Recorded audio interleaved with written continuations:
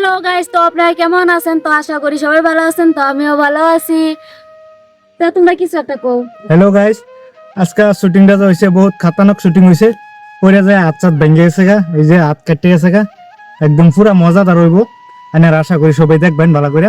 SMS viral TV কেউ ভুলিয়া যান না যায় যাহেরা দেখবেন আঙ্গরে সবারই ভাই ভাই।